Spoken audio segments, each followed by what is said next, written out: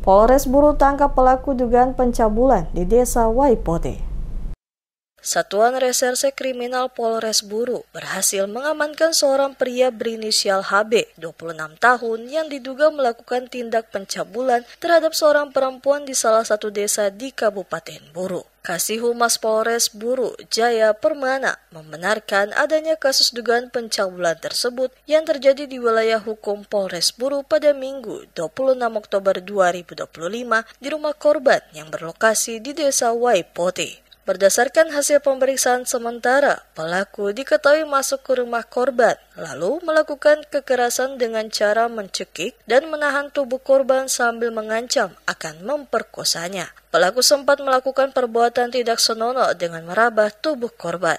Namun setelah mengetahui korban sedang menstruasi, pelaku memaksa korban melakukan tindakan asusila lainnya. Dugaan sementara, pelaku melakukan aksi tersebut dalam keadaan dipengaruhi minuman keras. Korban yang berhasil melarikan diri kemudian melaporkan kejadian itu ke pihak kepolisian. Menindaklanjuti laporan tersebut, petugas Polres Buru segera menangkap pelaku dan menahannya di rumah tahanan Polres Buru untuk proses hukum lebih lanjut. Polisi telah melakukan gelar perkara, memeriksa sejumlah saksi, dan menetapkan HB sebagai tersangka. Jaya Permana menjelaskan pelaku dijerat dengan Undang-Undang Tindak Pidana Kekerasan Seksual sesuai pasal 6 huruf B dengan ancaman hukuman penjara sebagaimana diatur dalam ketentuan perundang-undangan yang berlaku.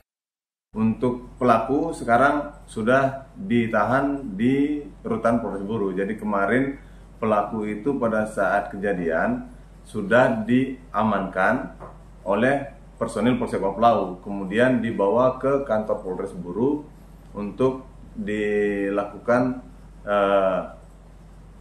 tahapan dari penyelidikan dan penyidikan. Setelah itu dilakukan gelar perkara, memenuhi unsur, diperiksa saksi-saksi semua.